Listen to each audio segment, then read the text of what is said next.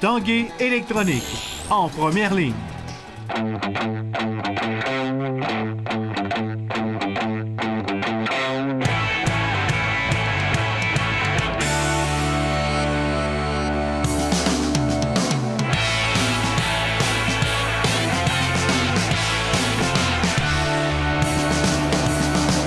À tous, bon jeudi, bienvenue à l'Esprit sportif. Dans l'émission aujourd'hui, le défi du nageur d'endurance Nicolas Knapp. Et dans l'action, on revient sur l'élimination des Remparts de Québec. Mais d'abord, parlons de ce qui se passe en fin de semaine au relais. C'est la grande finale du circuit de ski acrobatique canadien, le Step Up Freeski Tour. Plusieurs grands athlètes du Canada et de la relève également sont présents au cours de la fin de semaine. Reportage.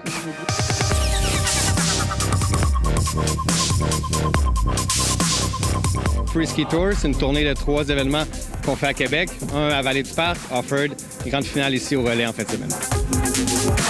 C'est très important pour les amateurs d'avoir un circuit assez élevé ici à Québec. Puis après ça, au niveau canadien, mais pour tous les athlètes qui font la Coupe du monde ou les NORAM, ça leur permet de finir la saison ici, ramasser les points qui leur manquent, puis finir sans beauté pour avoir accès l'an prochain peut-être à l'équipe nationale ou aux plus grosses compétitions.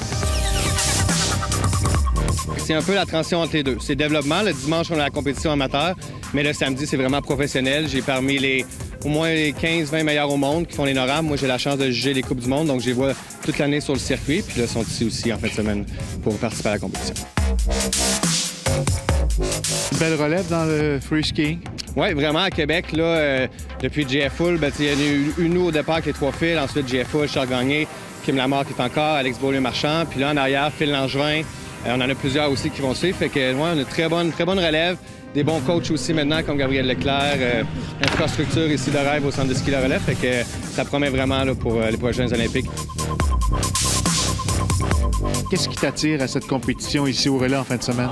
Ah oui, j'adore beaucoup parce que j'adore Québec. Et toujours, quand j'allais au Québec, il y a toujours beaucoup de les rails, comme tellement différentes et cool. Tu peux voir ici les rails comme les différentes formations. Alors, c'est tellement différent. Alors, j'aime ça.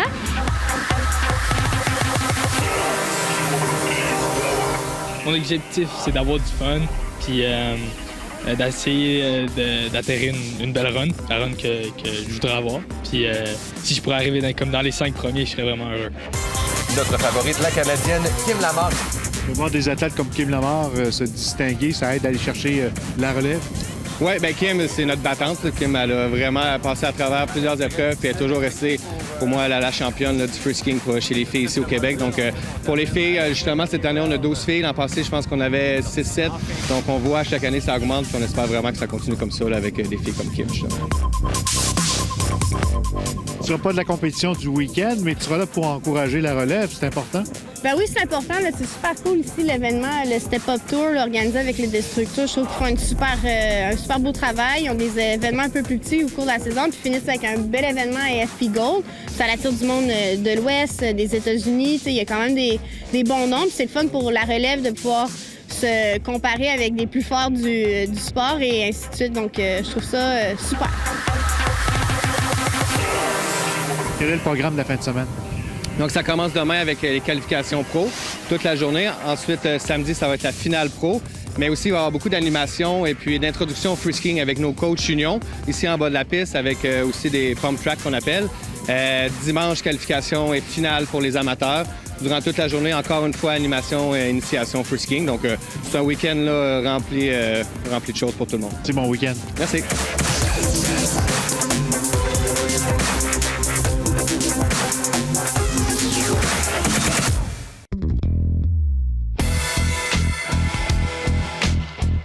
La 20e saison des Remparts de Québec s'est conclue mercredi soir au Centre Vidéotron, alors que le Titan d'Acadie Batters a mis fin aux célébrations à la suite d'une victoire de 4-1, éliminant ainsi la troupe de Philippe Boucher en 4 rencontres d'affilée. On n'était pas favoris, mais on a été dans toutes les games. Je pense que si le vent avait tourné de notre bord un peu, je pense qu'on aurait été capable d'en chercher une. Puis après ça, en chercher une autre, puis une autre. Batters, je pense que c'est une équipe assez tough, c'est une bonne équipe, mais je suis sûr qu'on aurait été capable au moins d'aller en chercher une, puis après une deuxième, puis qui sait, là. Les nombreuses blessures à des joueurs clés de l'équipe auront été un facteur important dans cette fin de saison plus rapide des Diables Rouges.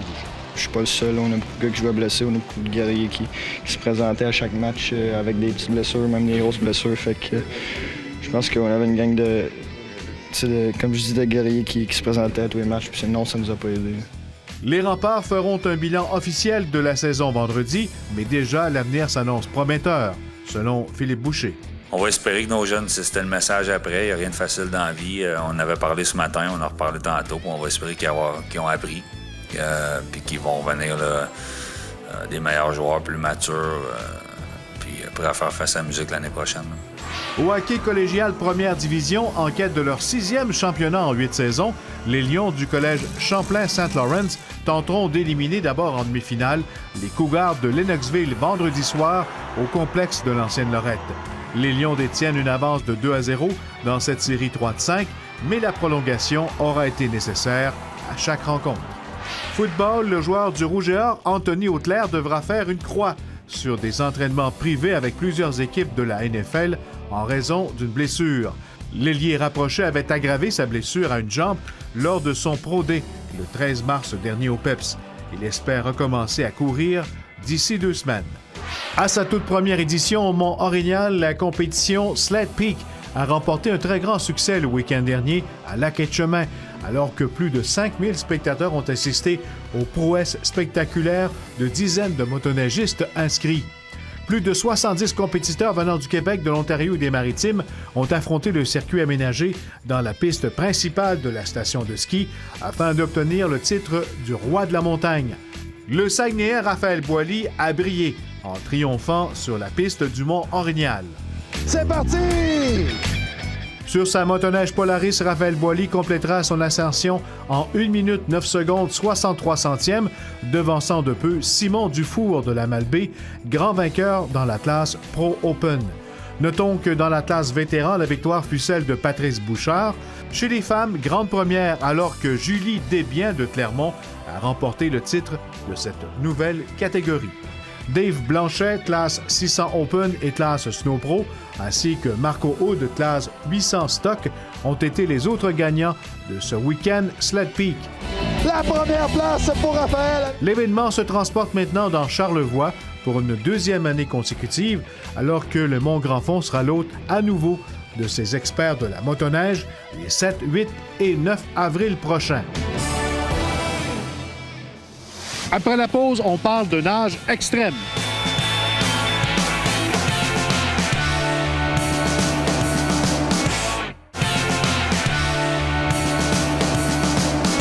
Le nageur d'endurance de Québec, Nicolas Knapp, a réalisé tout un exploit il y a quelques semaines en allant participer pour une toute première fois à la fameuse compétition Red Bull Neptune Step.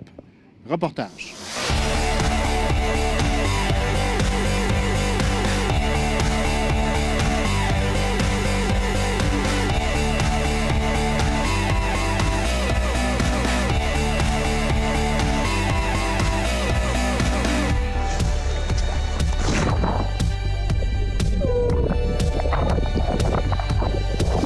Qu'est-ce qu'on peut dire de l'expérience déjà là?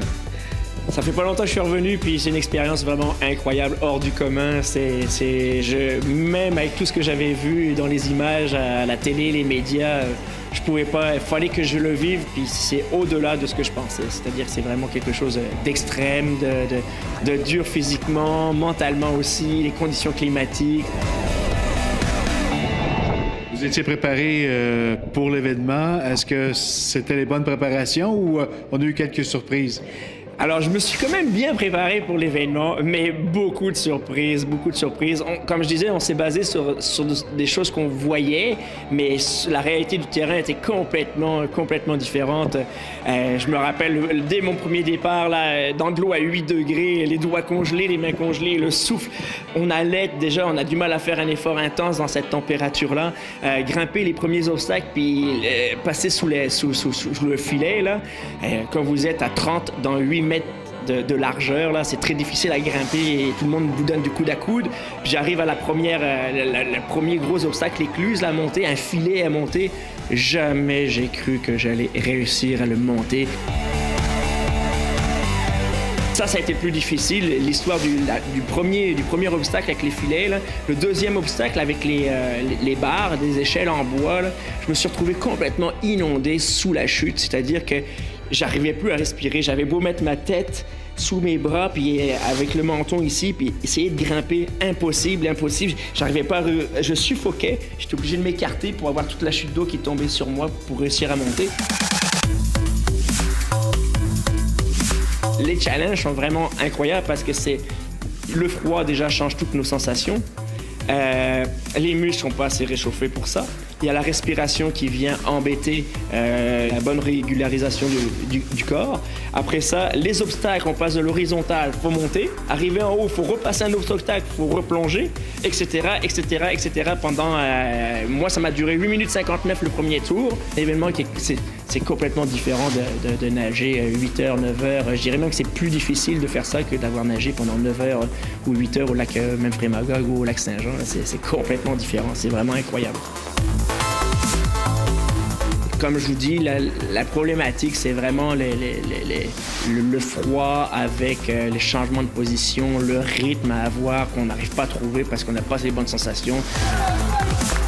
Et là, il y a du monde qui vous suit, qui vous encourage. Ils vous voient sortir de l'eau, c'est des go, go, go, on replonge, ils vous voient encore. Tout le monde peut vous suivre pendant toute la durée du parcours. Puis les gens sont très, très excités parce qu'on ne sait pas qu'est-ce qui peut arriver. Là. Une défaillance, quelqu'un prend la place, on peut se faire attraper aux échelles, puis arriver à la nage, on peut se refaire dépasser. C'est vraiment les gens. Il y avait beaucoup de gens qui observaient ça, puis ils avaient l'air d'être très, très enthousiastes. Puis à la finale, il y avait du monde. À la finale, on a vécu une finale incroyable. L'année prochaine, je voudrais y retourner, puis au moins je vais avoir un acquis sur... Quand j'ai vu les autres, comment ils montaient les obstacles, je me suis dit, mon Dieu, c'est comme ça qu'ils font, c'est incroyable. Oui, c'est sûr que je veux retourner, c'est sûr que je vais essayer d'en faire une autre. C'est des épreuves que j'avais imaginées il y a très longtemps, un jour développées, puis là, c'est arrivé, puis c'est le temps d'essayer. C'est une seule fois dans notre vie que ça va nous arriver, hein? On ne sait pas après ce qui va se passer. Je vous rappelle en fin de semaine la présentation ici au relais du lac Beauport du Step Up Frisky Tour. C'est la grande finale. Voilà, c'était l'Esprit sportif. On se dit à demain. Bye bye.